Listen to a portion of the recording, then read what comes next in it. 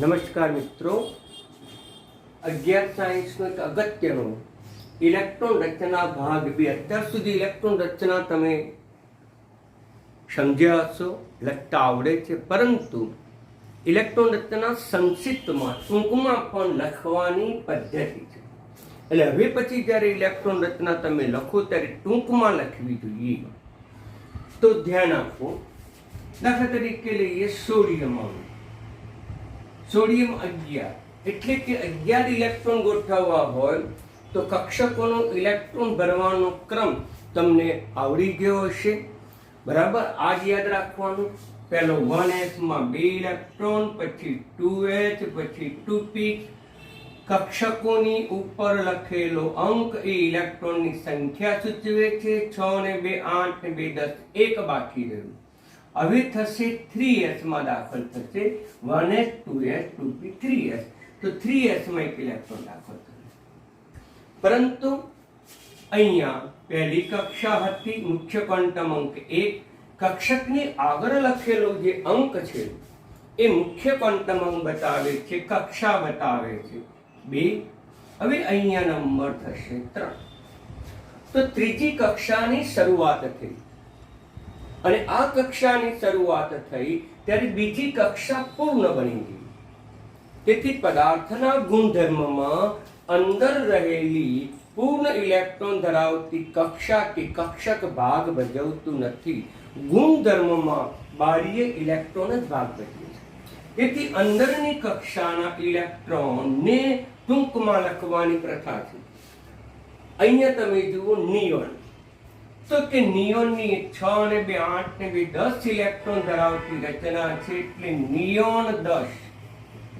આ જે બોક્સ તરીકે લખેલું છે, સૂચન કરેલું છે, એની જગ્યાએ નિયોનની ઇલેક્ટ્રોન રચના આવે છે, એટલે નિયોન 10 લખીશું. 3. આ ટૂંકમાં લખવાની પદ્ધતિ છે કે ઇલેક્ટ્રોન રચના લખીએ ત્યારે છેલ્લી કક્ષા સિવાયના આગળની કક્ષાના તત્વો તમારે ધ્યાનમાં રાખવા પડે.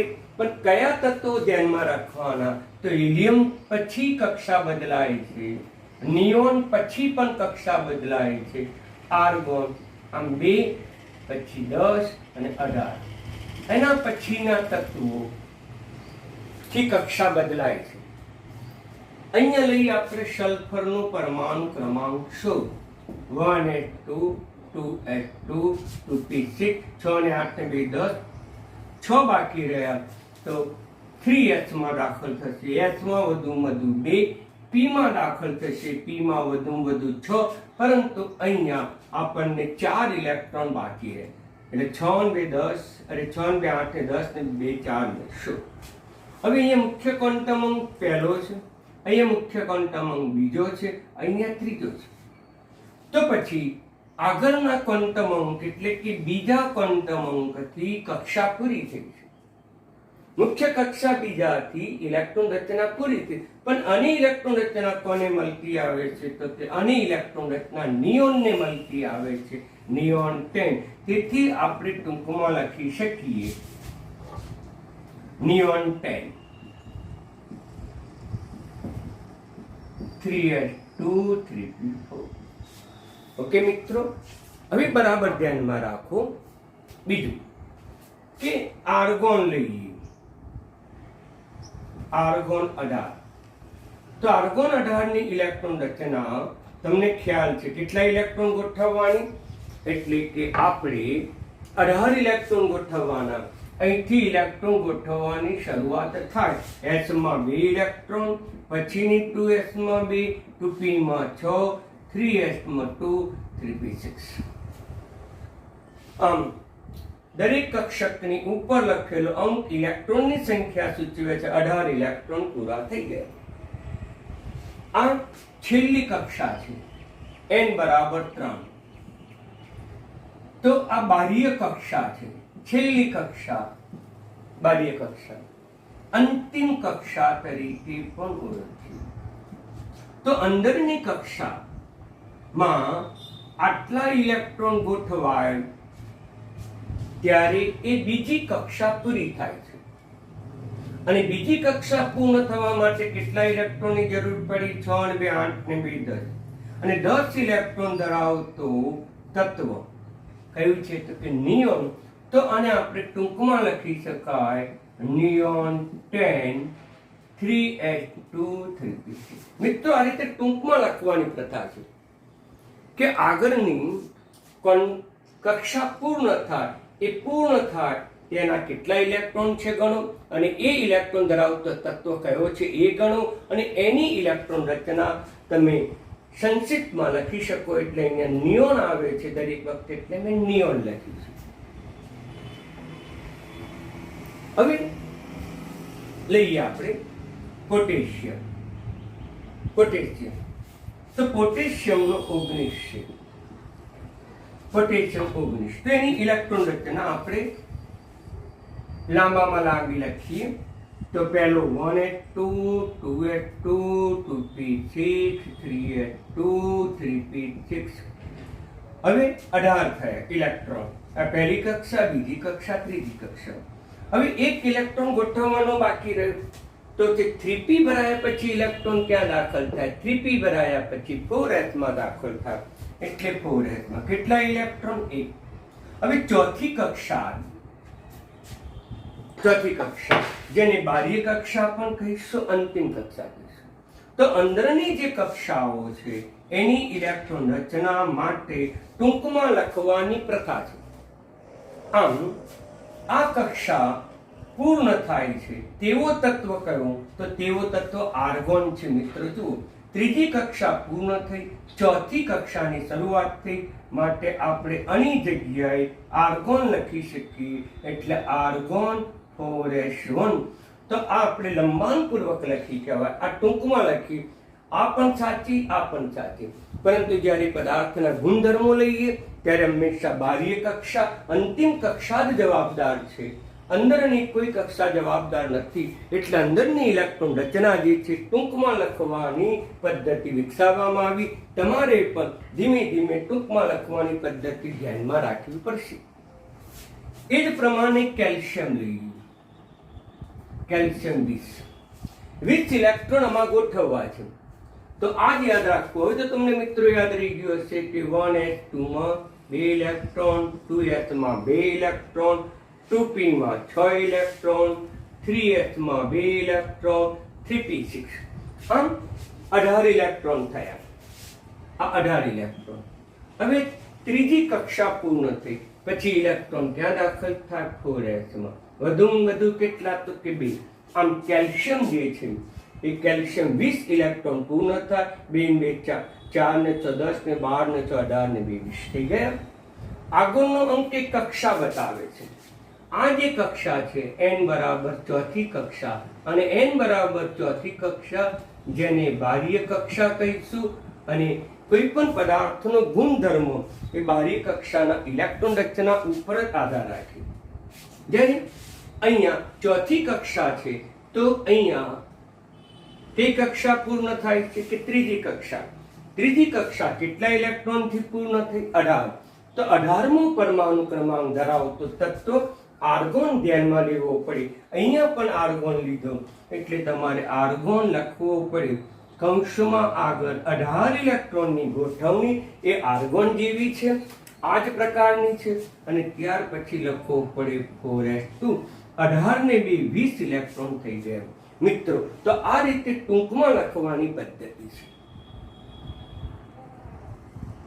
આ લંબાણપૂર્વક પણ લખી શકાય જે કક્ષકોના શક્તિક્રમ ઉપર, પરંતુ આ રીતે વારંવાર લખવું લંબાણપૂર્વક એ થોડું અગવડ ભર્યું હોય છે. એક બાબત. બીજી બાબત, કોઈ પણ પદાર્થનો ગુણધર્મ છે, કોઈ પણ પદાર્થની રાસાયણિક પ્રક્રિયા છે, એના બાહ્ય કક્ષાના ઇલેક્ટ્રોન ઉપર જ આધાર રાખે છે. આ બાહ્ય કક્ષાના ઇલેક્ટ્રોન ઉપર જ આધાર રાખે છે. અંદરની કક્ષાના ઇલેક્ટ્રોન ઉપર પૂર્ણ ભરાયેલી કક્ષા ઉપર આધાર રાખતું નથી. તેથી પૂર્ણ ભરાયેલી કક્ષાને ટૂંકમાં લખવાની પ્રથા છે. અને ટૂંકમાં લખવાની પ્રથા માટે આપણે છેલ્લી જે કક્ષા છે એને આગળની કક્ષા ધ્યાનમાં લેવી પડે. જેમ કે અહીંયા છેલ્લી કક્ષા કઈ છે? ત્રીજી. તો ત્રીજી કક્ષાની આગળની કક્ષા કઈ છે? 2. બે કક્ષા પૂર્ણ થાય ત્યારે આમાં 2 2 ને 6 કુલ કેટલા ઇલેક્ટ્રોન થયા? 10 ઇલેક્ટ્રોન. તો 10 ઇલેક્ટ્રોન ધરાવતું તત્વ કયું? નિયોન. તો 10. એટલે નિયોન ને ધ્યાનમાં લીધું, બીજું તત્વ ન લઈ શકાય. અહીંયા પણ સલ્ફરનો ગુણધર્મ બાહ્ય ઇલેક્ટ્રોન ઉપર આધાર રાખે છે, અંદરના ઇલેક્ટ્રોન ઉપર આધાર રાખતો નથી. કક્ષા ત્રીજી છે તો અંદરની કક્ષા બીજી આવી, તો બીજી કક્ષા પૂર્ણ થવા માટે 6 ને 2 8 2 10 ઇલેક્ટ્રોન માટે નિયોનનો ત્યાં ઉપયોગ કર્યો. આમ અહીંયા આપણે નિયોનનો ઉપયોગ કર્યો. પરંતુ અહીંયા તમે જોયું બાહ્ય કક્ષા ચોથી આવી એટલે ત્રીજી કક્ષા પૂર્ણ થઈ, અને ત્રીજી કક્ષા પૂર્ણ થવા માટે 18 ઇલેક્ટ્રોનની જરૂર પડી છે. 6 ને 2 8 ને 10 18. તેથી 18મું તત્વ કયું? તો કે આર્ગોન. માટે આજે બ્લોક કરેલી ઇલેક્ટ્રોન રચના છે અને ટૂંકમાં આર્ગોન 18 તરીકે લખી શકાય, 4s1 લખાય.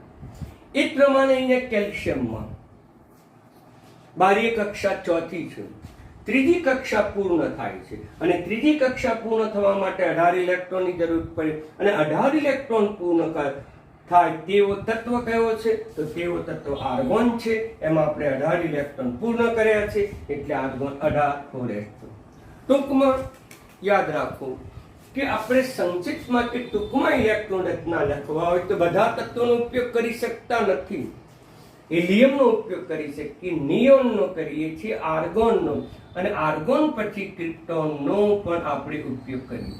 આ જ તત્વોની સંક્ષિપ્તમાં લખવા માટે અનિદ સંજ્ઞાનો ઉપયોગ કરવામાં આવે, બીજા કોઈ તત્વનો ઉપયોગ કરવામાં આવતો નથી. આ બાબત બરાબર ધ્યાનમાં રાખો. લગભગ હિલિયમનો આપણે ઉપયોગ કરતા જ નથી, કારણ કે એ વખતે ટૂંકી ઇલેક્ટ્રોન રચના થઈ જાય છે. પરંતુ 10 પછીના તત્વો માટે આર્ગોન, 18 પછીના તત્વો માટે 10 પછીના તત્વો માટે નિયોન, 18 પછીના તત્વો માટે આર્ગોન, અને 36 પછીના તત્વો માટે ક્રિપ્ટોન સંજ્ઞાનો આપણે ઉપયોગ કરીએ છીએ. અહીંયા 10 પછીનું તત્વ કયું છે કે 11 અને 16, તો તે વખતે આપણે નિયોનનો ઉપયોગ કર્યો. 18 પછીનું તત્વ કયું છે તો તે 19 અને 20, તો એ વખતે આપણે આર્ગોનનો આપણે ઉપયોગ કર્યો. ઓકે મિત્રો, તો આટલી વસ્તુ મેં વિવિધ પરિભાષામાં તમને સમજાવી. તો ટૂંકમાં તમારે ઇલેક્ટ્રોન રચના લખવી પડે, તમારે ધ્યાનમાં રાખવાની. હવે બીજો નિયમ જો અગત્યનો છે કે કેટલીક વખત આપણે ઇલેક્ટ્રોન ભરવાનો ક્રમ, ઇલેક્ટ્રોન ગોઠવણીનો ક્રમ સમાન, પરંતુ લખવાની બાબતમાં આપણી ભિન્નતા હોય છે. એટલે તમારે એ વસ્તુ બરાબર ધ્યાનમાં રાખવાની. સૌથી પહેલા લઈએ સ્કેડિયમ. 21 છે. મિત્રો કેટલા ઇલેક્ટ્રોન છે તો કે 21 ઇલેક્ટ્રોન. આપણે 21 ઇલેક્ટ્રોન ગોઠવવા છે. તો પહેલું 1s2, પછી બીજો 1s2 2p6. આગળ તમે તારે ગોઠવી શકો છો 3s2 3p6, અને 3p6 પછી ઇલેક્ટ્રોન 4s2.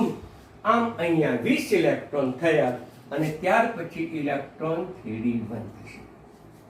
યાદ રાખો 3d1 આ જે છે એ ઇલેક્ટ્રોન ભરવાનો ક્રમ છે. ઇલેક્ટ્રોનની ગોઠવણી, ભરવાનો ક્રમ, દાખલ થવાનો ક્રમ.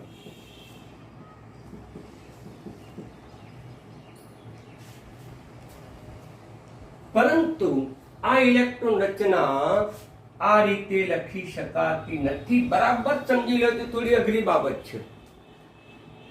ઇલેક્ટ્રોન ભરવાનો ક્રમ તો આ જ છે, પણ લખવાનો જે ક્રમ છે એ તમારે ધ્યાનમાં રાખવાનો. આ નિયમ અનુસાર કક્ષકોના મુખ્ય ક્વોન્ટમ અંક એક સાથે આવે તે રીતે કક્ષકો લખવામાં આવે છે. મુખ્ય ક્વોન્ટમ અંક સાથે આવે છે. મુખ્ય ક્વોન્ટમ અંક એટલે શું? દરેક કક્ષકની આગળ લખેલો અંક એ મુખ્ય ક્વોન્ટમ અંક છે. એટલે સ્કેડિયમ છે 21, 1s2 2s2 2p6 3s2 3p6. આનો મુખ્ય ક્વોન્ટમ અંક 1, આ બે કક્ષકનું મુખ્ય ક્વોન્ટમ અંક 2, આનો મુખ્ય ક્વોન્ટમ અંક 3. હવે અહીંયા ધ્યાન આપો, આ જે કક્ષક છે એનો મુખ્ય ક્વોન્ટમ અંક 4 છે, જ્યારે આ કક્ષકનો મુખ્ય ક્વોન્ટમ અંક 3 છે.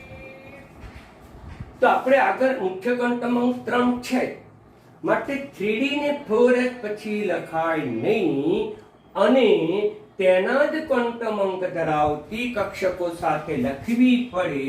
એટલે 3D1 4s2 આ ઇલેક્ટ્રોન રચના સાચી. એટલે મેં સ્પષ્ટ લખ્યું છે કે પરમાણુ ક્રમાંક Z એ પરમાણુ ક્રમાંક Z 20 પછીના તત્વો હોય. પરમાણુ ક્રમાંક Z 20 પછીના તત્વોની ઇલેક્ટ્રોન રચના લખતી વખતે ધ્યાનમાં રાખવાનું કે 4s અને 3D કક્ષકમાં ઇલેક્ટ્રોન ભરવાનો ક્રમ પહેલા ઇલેક્ટ્રોન 4s માં થાય, પછી 3D માં, કારણ કે 4s ની ઉર્જા ઓછી, 3D ની ઉર્જા વધુ. ઇલેક્ટ્રોન પહેલા 4s માં દાખલ થાય, પછી 3D. પણ લખવાની બાબતમાં ઉલટું થઈ જાય છે. આ નિયમ અનુસાર કે ક્વોન્ટમ અંક એક સાથે હોય તેવી જ કક્ષકો લખવામાં આવે. આનો ક્વોન્ટમ અંક 3 છે, તેને 3 સાથે જ લખવી પડે. એટલે આપણી ઇલેક્ટ્રોન રચના અસાચી, અખોટી. યાને કે 3D કક્ષક ભરાય છે છેલ્લે, પણ લખાય છે 4s ની આગળ. 3D કક્ષક 4s પછી ભરાય છે, પરંતુ લખાય છે 4s ની આગળ. આ એક ઇલેક્ટ્રોન રચના લખવાનો એક અગત્યનો મુદ્દો છે, બરાબર ધ્યાનમાં રાખજો. અને ટૂંકમાં પણ લખી શકાય અગાઉ લીધું તે મુજબ કે આ 18 ઇલેક્ટ્રોન છે અને 18 ઇલેક્ટ્રોન ધરાવતી ઇલેક્ટ્રોન રચના આર્ગોન છે. મેં હમણાં પણ કીધું કે 18 પછીનો પરમાણુ ક્રમાંક હોય અને 18 પછીનો પરમાણુ ક્રમાંક હોય તો તે વખતે આર્ગોનનો ઉપયોગ કરો. બાકી રહ્યું 3D1 4s2. મિત્રો, આ ઇલેક્ટ્રોન રચના તદ્દન સાચી, આ ખોટી. હવે સ્કેડિયમ, પછી લઈએ ટિટેનિયમ 22. એટલે કે એમાં ઇલેક્ટ્રોનની સંખ્યા 22 છે. 22 ઇલેક્ટ્રોન ગોઠવવાના છે. પહેલા આપણે લંબાણપૂર્વકની ઇલેક્ટ્રોન રચના આ નિયમ અનુસાર લખીશું. 1s2 2s2 2p6 3s2 3p6. 18 electron થયા. હવે 4 બાકી રહ્યા. 3p ભરાયા પછી 4s માં દાખલ થાય એટલે 4s2. 4s ભરાયા પછી 3d માં દાખલ થાય એટલે 3d2. એટલે અહીંયા થઈ ગયા 22. 18 ઇલેક્ટ્રોન લંબાણપૂર્વક નહીં લખતા 18 ઇલેક્ટ્રોન રચના ધરાવતું તત્વ આર્ગોન છે. કારણ કે ત્રીજી કક્ષા પછી ચોથી કક્ષાની શરૂઆતથી 18 ઇલેક્ટ્રોન પછી નવી કક્ષા આવી. એટલે આર્ગોન 4s2 3d2. આ ઇલેક્ટ્રોન રચના ખોટી લખાઈ. એ જ પ્રમાણે આ ઇલેક્ટ્રોન રચના પણ ખોટી લખાઈ. કેમ ખોટી લખાઈ? તો નિયમ અનુસાર શું છે કે મુખ્ય ક્વોન્ટમ અંક એક સાથે આવે તેવી રીતે કક્ષકો લખવી જોઈએ. મિત્રો, તો આનો મુખ્ય ક્વોન્ટમ અંક આ કક્ષકોની આગળ લખેલો અંક એનો મુખ્ય ક્વોન્ટમ અંક છે. મુખ્ય ક્વોન્ટમ અંક 3 છે.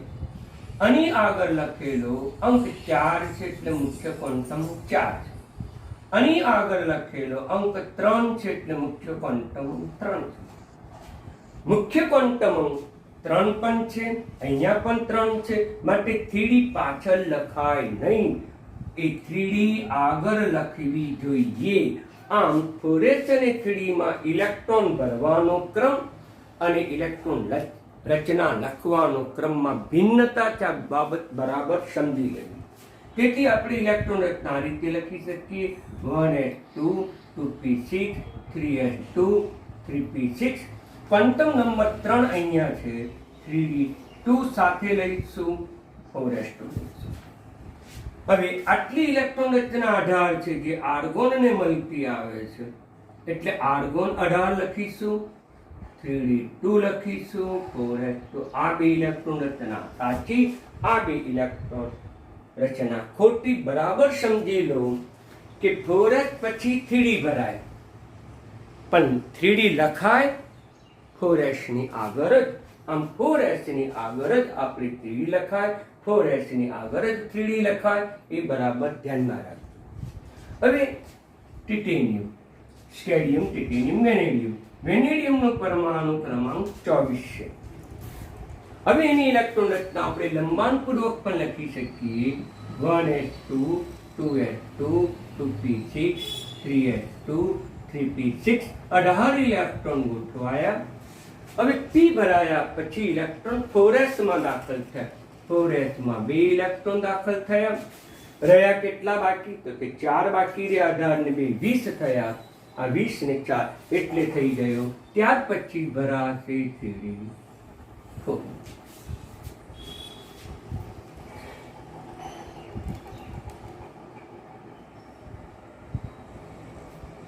મારી ભૂલ છે મિત્રો, અહીંયા 23 આવશે, અને 23 આવે તો 18 ને 2 20, 3 બાકી રહ્યા એટલે અહીંયા 3 ઇલેક્ટ્રોનની ગોઠવણી.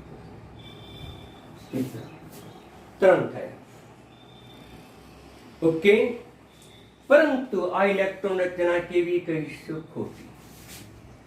18 ઇલેક્ટ્રોનની ગોઠવણી આર્ગોન જેવી હોય એટલે 18 4s2 3d3. આ ઇલેક્ટ્રોન રચના સાચી, તો આ ઇલેક્ટ્રોન રચના પણ ખોટી છે. આ નિયમ અનુસાર ક્વોન્ટમ નંબર એક સાથે આવવા જોઈએ. આનો ક્વોન્ટમ નંબર 3 છે, તો આનો ક્વોન્ટમ અંક પણ કેટલો છે? તો તે 3 છે. મુખ્ય ક્વોન્ટમ અંક 3. માટે 3d ને પાછળ ન લખાય, 3d ને આની સાથે લખવી જોઈએ. માટે તેની ઇલેક્ટ્રોન રચના લંબાણપૂર્વક લખવી હોય 3p6. પછી 3d ભરાય છે પાછળ, પણ લખવાની પ્રથા એની સાથે છે. તો આ સાચી. પછી આટલી ઇલેક્ટ્રોન રચના આર્ગોન ને મળતી આવે છે, એટલે આર્ગોન 3d3 4s2. મિત્રો આ ઇલેક્ટ્રોન રચના સાચી, પરંતુ આ બંને ઇલેક્ટ્રોન રચના ખોટી છે. આ એ ખોટી, આ એ. આમ યાદ રાખો, જ્યારે જ્યારે પણ 3d અને 4s આવે ત્યારે ભરવાનો ક્રમ પહેલા 4s માં દાખલ થાય, પછી 3d માં. પણ જ્યારે ઇલેક્ટ્રોન રચના લખો ત્યારે 3d આ 3p ની સાથે જ લખવી જોઈએ, અને ટૂંકમાં પણ લખી શકાય અને લંબાણપૂર્વક પણ લખી શકાય. હવે બીજું ધ્યાન આપો.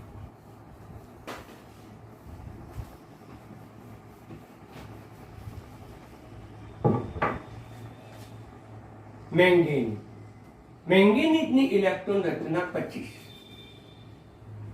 તો પછી એની ઇલેક્ટ્રોન રચના, અહીંયા ઇલેક્ટ્રોન કેટલા થયા? 25 ઇલેક્ટ્રોન ગોઠવવા પડી. તો 25 ઇલેક્ટ્રોનની આપણે ગોઠવણી ધ્યાનમાં રાખીશું. તો 1s2, 2s2, 2p6, 3s2, 3p6. 18 electron ગોઠવાઈ ગયા. હવે ત્યાર પછી 4s આવે, 4s2, અને ત્યાર પછી અહીં 18 ને 20, 5 બાકી રહ્યા તો 3d5. ઓકે, પરંતુ તમને ખબર છે મિત્રો, ટૂંકમાં લખવી હોય તો આ રીતે લખી શકાય. પરંતુ મિત્રો ખ્યાલ છે કે બંને ઇલેક્ટ્રોન રચના ખોટી લખી છે, કારણ કે ક્વોન્ટમ નંબર સાથે જ આવવા જોઈએ. એટલે 3d માં 3 ક્વોન્ટમ અંક છે, આનો પણ 3 ક્વોન્ટમ અંક છે, તે 3d આની સાથે લખવી જોઈએ. 1s2, 2s2, 2p6, 3p6, 4s2, 3d5 લખાય. આટલા ઇલેક્ટ્રોન આર્ગોનની જેમ ગોઠવાય છે, માટે આર્ગોન 18, 4s2, 3d5. આ ઇલેક્ટ્રોન રચના આ બે સાચી, બાકીની ઇલેક્ટ્રોન રચના આ બે ખોટી. Fe આયર્ન, ઇલેક્ટ્રોન 26 છે, અને આપણે આયર્ન તરીકે ઓળખીશું, યાની કે લોખંડ છે. તો પછી એની ઇલેક્ટ્રોન રચના 1s2, 2s2, 2p6, 3s2, 3p6, 4s2 અને 3d6. મિત્રો આ ઇલેક્ટ્રોન રચના ખોટી છે. લખાય કઈ રીતે? 1s2 2s2 2p6 3s2 3p6. આનો ક્વોન્ટમ નંબર 3 છે. મુખ્ય અણુ પણ 3 છે, માટે 3d અંદર લખવી જોઈએ. 3d6 4s2 એટલે આની ઇલેક્ટ્રોન રચના r1 18 અને 4s2 માં પહેલા દાખલ થાય, પછી 3d6 દાખલ થાય. મિત્રો ખબર પડી તો આ ઇલેક્ટ્રોન રચના સાચી, આ ઇલેક્ટ્રોન રચના પણ સાચી. હવે બીજું તત્વ લઈએ Fe પછી.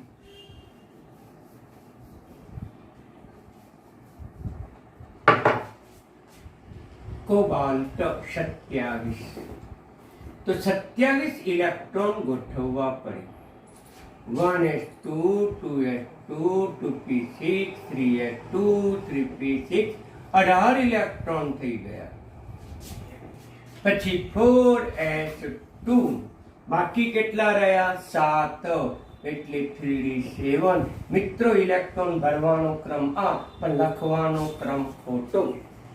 આનો ક્વોન્ટમ નંબર મુખ્ય ક્વોન્ટમ અંક n બરાબર 3 છે. આનો પણ મુખ્ય ક્વોન્ટમ અંક n બરાબર 3 છે. આ નિયમ અનુસાર મુખ્ય ક્વોન્ટમ અંક સાથે લખવાની પ્રથા છે, એટલે 3d અંદર લખવી જોઈએ. 1s2 2p6 3s2 3p6 3d7 4s2 આ સાચી ઇલેક્ટ્રોન રચના છે. હવે આટલા ઇલેક્ટ્રોન એ 18 ઇલેક્ટ્રોન છે જે આર્ગોન ને મળતા આવે છે, એટલે ટૂંકમાં આર્ગોન 3d7 4s2 લખાયા સાચી. આ લંબાણ પૂર્વક છે, આ ટૂંકમાં સંક્ષિપ્તમાં છે. ટૂંકમાં લખવાની પ્રથા પણ તમે તૈયાર રાખજો. હવે આપણે લઈએ છેલ્લું કોબાલ્ટ. પછી લઈએ નિકલ. નિકલનો પરમાણુ ક્રમાંક 28 છે. 28 તો 1s2 2s2 2p6 3s2 3p6 પછી 4s2. મિત્રો 4s2 પછી ઇલેક્ટ્રોન ક્યાં દાખલ થાય? તો કે 3d માં. 3d માં વધુ 10 ઉમેરાય, એટલે જો આમાં તો 7 ઉમેર્યા છે, એટલે આટલા ઇલેક્ટ્રોન 18 છે. 18 ને 2 20, હજુ 8 બાકી છે, એટલે હજુ 8 ઇલેક્ટ્રોન ડી માં દાખલ થઈ શકે. ડી માં વધુ 10 જ દાખલ થાય, તો પછી આ 3d8 અંદર લખવી પડે. આ ઇલેક્ટ્રોન રચના સાચી છે. એને ટૂંકમાં પણ લખી શકાય 1s2 2s2 2p6. સોરી, ટૂંકમાં લખવા માટે 18 ઇલેક્ટ્રોન ધરાવતું તત્વ નિયોન છે, એટલે નિયોન 18 પછી 4s2 અને 3d8 આ લખવી પડે. ત્યાર પછી છેલ્લું ઝીંક તત્વ લઈએ 30. 1s2 2s2 2p6 3s2 3p6 3p6 પછી 4s2 અને 4s2 એટલે આટલા થયા 18 ઇલેક્ટ્રોન, અને 18 ને 20 થયા છે. ગોઠવવાના ઇલેક્ટ્રોન 30. 20 ગોઠવાયા, 10 બાકી રહે. ડી માં વધુ 10 ઇલેક્ટ્રોન સમાઈ શકે, એટલે હજુ પણ 3d10. આ ઇલેક્ટ્રોન રચના સાચી. પરંતુ 18 ઇલેક્ટ્રોન માટે ટૂંકમાં લખવું હોય તો નિયોન ના આવે. નિયોન તો 10 છે. આર્ગોન 18 આવે. Argon 18 4s2 3d10. આ જ ઇલેક્ટ્રોન રચના સાચી, બાકીની ઇલેક્ટ્રોન રચના ખોટી. મિત્રો તો આ તમે બરાબર ધ્યાનમાં રાખજો. હવે તમારે ગેલિયમ આવે 31. તો પછી 31મો ઇલેક્ટ્રોન ક્યાં દાખલ થાય? 1s2 2s2 2p6 3s2 3p6 4s2 3d10. આમ આના થયા 18 ઇલેક્ટ્રોન, આના થયા 10, આના થયા 2. કુલ ઇલેક્ટ્રોન 18 20 10 30 થયા. અહીંયા ઇલેક્ટ્રોન 31 છે. 31. તો હજુ એક ઇલેક્ટ્રોન બાકી રહ્યો. 18 ને 20 ને 10 30 જ ઇલેક્ટ્રોન ગોઠવવાના છે. 31 એક બાકી છે. તો એક ક્યાં દાખલ થાય? એના પછીની 4p માં, અને 4p માં એક ઇલેક્ટ્રોન દાખલ થાય. હવે પછીના ઇલેક્ટ્રોન બધા 4p માં દાખલ થાય છે મિત્રો. એટલે બરાબર તમે ધ્યાનથી આ બધી જ ઇલેક્ટ્રોન રચના તમારી નોટ્સમાં લખજો. હવે અહીંયા બે તત્વોની ઇલેક્ટ્રોન રચના મેં બાકી રાખી છે કે ક્રોમિયમ 24 અને બીજી કોપર 29 ની ઇલેક્ટ્રોન રચના થોડી વિશિષ્ટ છે. ઇલેક્ટ્રોન રચના ઇમ્પોર્ટન્ટ છે, થોડી વિશિષ્ટ છે, જેનો અભ્યાસ આપણે આવતીકાલે કરીશું, ડિટેલ્સમાં ચર્ચા કરીશું, કારણ કે એ અગત્યની છે એટલા માટે. પરંતુ મિત્રો તમે તમારી નોટમાં હાઇડ્રોજનથી શરૂ કરીને ઝીંક સુધીના તત્વોની ઇલેક્ટ્રોન રચના લખો, લંબાણપૂર્વક પણ લખો અને સંક્ષિપ્તમાં પણ લખો. અને આ ઇલેક્ટ્રોન રચનાની નોટ્સ તમારે તૈયાર રાખવી પડશે, કારણ કે ઇલેક્ટ્રોન રચના સિવાય પરમાણુનું બંધારણ નક્કી ના કરાય, તે પરમાણુની રાસાયણિક પ્રક્રિયા નક્કી થાય, આપણને કેમિસ્ટ્રીમાં મુશ્કેલી પડે. પણ એ મુશ્કેલી દૂર કરવા માટે ઇલેક્ટ્રોન રચના આવડવી જોઈએ. આ ઇલેક્ટ્રોન રચના ક્રોમિયમ અને કોપરની વિશિષ્ટ છે, અને વિશિષ્ટ ઇલેક્ટ્રોન રચના હું તમને આવતીકાલે ડિટેલ્સમાં સમજાવીશ. એટલે ઇલેક્ટ્રોન રચના ઉપર આધારિત બધા જ નોટ્સ, આ બધી નોટ્સ તમે ઉતારજો, જેથી કરીને તમને પાછળથી તૈયાર કરવામાં સરળ પડે. અત્યારે તો તૈયાર થઈ જ જવી જોઈએ લખતા લખતા. ઓકે મિત્રો, તો એની નોટ્સ પણ તમે બનાવજો. મેં મારી નોટમાં હાઇડ્રોજનથી ઝીંક સુધીના તત્વોની ઇલેક્ટ્રોન રચના લખી નથી, પણ તમે મારી નોટ લખાણ પૂર્ણ થયા પછી હાઇડ્રોજનથી તમે ઝીંક સુધીના તત્વોની ઇલેક્ટ્રોન રચના લખજો. ઓકે મિત્રો, મહેનત કરો. ધન્યવાદ.